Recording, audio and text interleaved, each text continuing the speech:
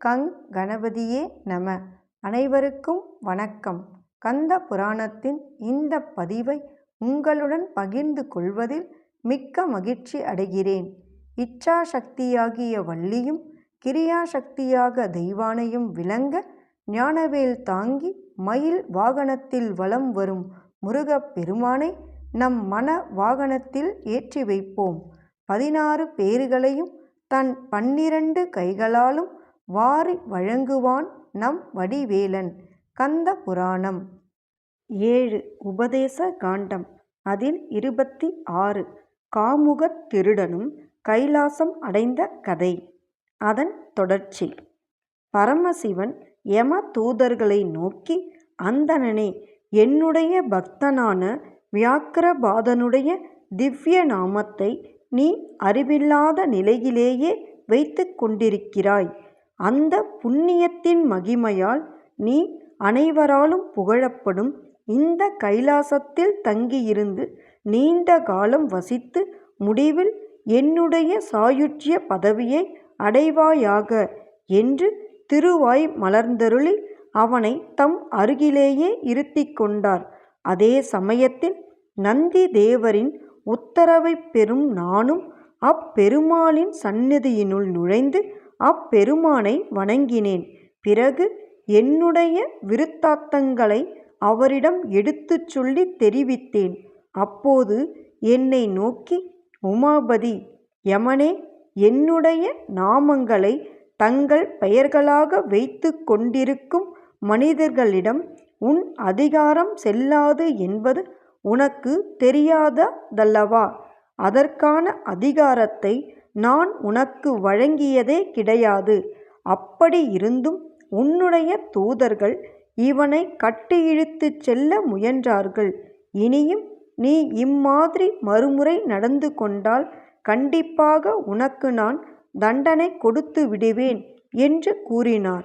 அவ்வார்த்தைகளை கேட்டதும் நான் பயந்து நடுங்கிய வண்ணமே அப்பெருமானை வணங்கி நமஸ்கரித்து விட்டு, கிருபாநிதியே, என்னுடைய தூதர்கள் அறியாமையின் காரணமாக இத்தகைய தவறை செய்து விட்டார்கள். ஆகையால் தாங்கள் தயவு செய்து இந்த தவறை மன்னித்து என் மீது எப்போதும் போலவே அன்பு செலுத்தி வரவேண்டும் என்று வேண்டிக் கொண்டேன். அப்போது அப்பெருமானின் அருமை மகனான திருமுருகப் பெருமானும் அவருடைய திருச்சன்னதியில் வீற்றிருந்தார்.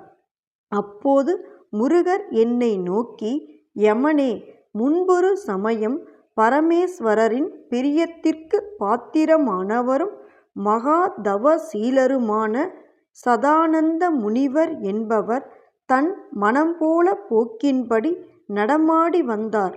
அப்போது நரகத்தில் தள்ளப்பட்டவர்கள் எல்லாம் யம தூதர்களினால் அளவு கடந்த இம்சைகளை அனுபவித்து வருவதை தம் கண்ணெதிரிலேயே கண்டுவிட்ட அவர் மனம் பொறுக்க மாட்டாமல் அவர்களை நோக்கி ஹரஹர என்று உரத்த குரலில் கூறினார். அந்த சப்தமானது நரகத்தில் உழன்று கிடப்பவர்களின் செவிகளில் விழுந்த மாத்திரத்திலேயே அங்கு பலவித இரத்தினங்களாலும் அமைக்கப்பட்ட விசித்திர விமானங்கள் வந்தன. அவ்விமானங்களில் நரகவாசிகள் அனைவரும் ஏறிக்கொண்டு சிவலோகநாதரின் உறைவிடமான கைலாசத்தை அடைந்து மகிழ்ந்திருந்தார்கள். அப்போது நீயும் உன் உலகத்திலிருந்து இங்கே கைலாசத்தை வந்தடைந்து என் தந்தையை வணங்கி ஹரர் என்னும் அந்த சப்தத்தினால் நகரவாசிகள் அனைவரும் அங்கு வந்து கூடிவிட்ட விருத்தாந்தத்தை அவரிடம் தெரிவித்தாய்.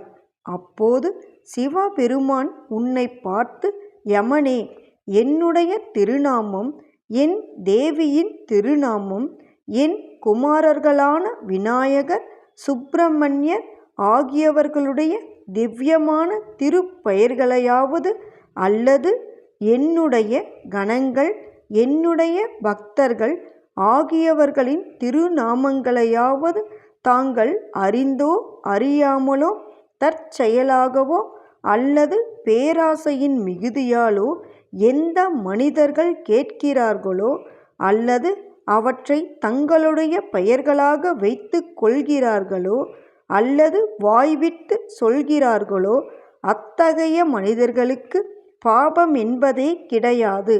அவர்களுக்கு நரகத்திலும் உழன்று துன்பமடைய வேண்டிய நிலைமை ஏற்படாது. மேலும் அப்படிப்பட்டவர்களுடைய பித்ருக்களுக்கும் பந்துக்களுக்கும் கூட நரகத்தை பற்றிய பயமே ஏற்படாது என்று கூறினார். இவ்வளவையும் நன்றாக தெரிந்து கொண்டிருந்த பிறகும் நீ மூடத்தனமாக இங்கே ஏன் வந்து என் தந்தையின் முன்னிலையில் நிற்கிறாய்?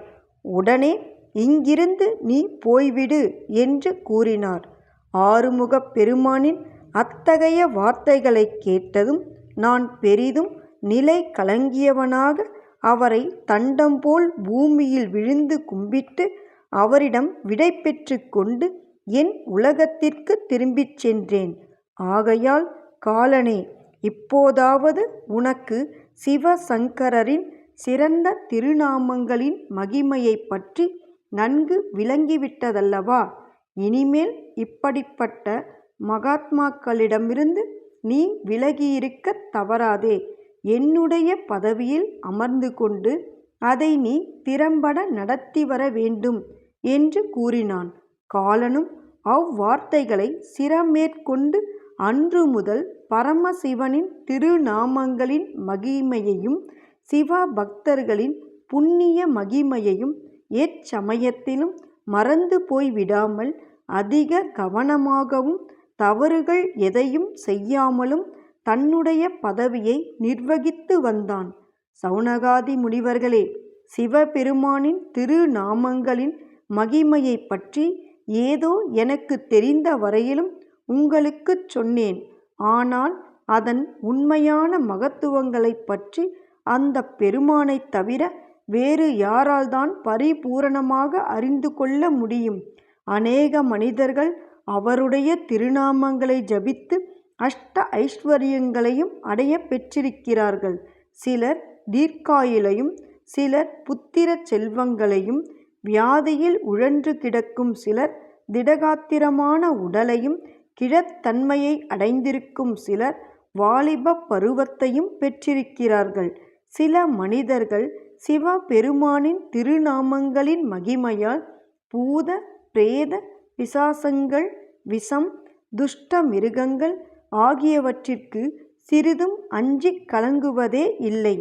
சிலர் யுத்த களத்தில் எதிரிகளை வென்றிருக்கிறார்கள். சிலர் நல்ல வாக்கு சாதுரியத்தையும் அடைந்து இருக்கிறார்கள். சிலர் தாங்கள் விரும்பிய சகல மனோபீஷ்டங்களையும் எளிதில் அடைந்து மகிழ்ந்திருக்கிறார்கள்.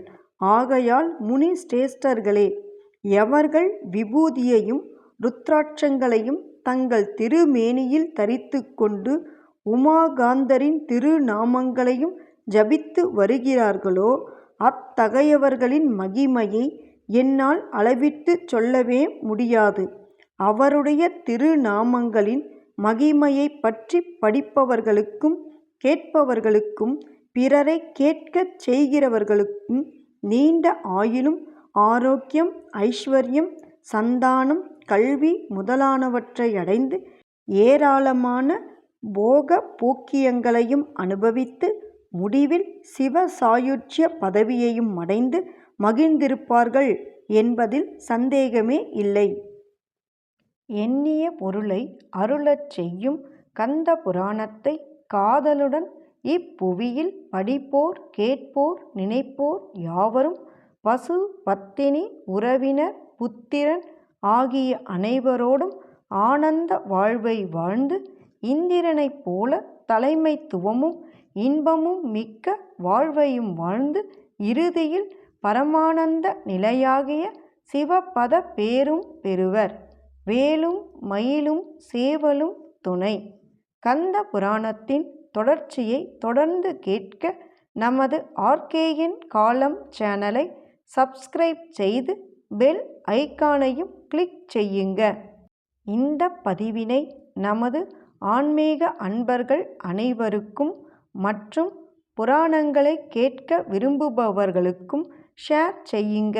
பிடித்திருந்தா மறக்காம லைக் பண்ணுங்க, கமெண்ட் பண்ணுங்க. தொடர்ந்து கேட்பவர்கள் அனைவருக்கும் எனது மனமார்ந்த நன்றி. நாளையும் வருவான் நமது வடிவேலன்.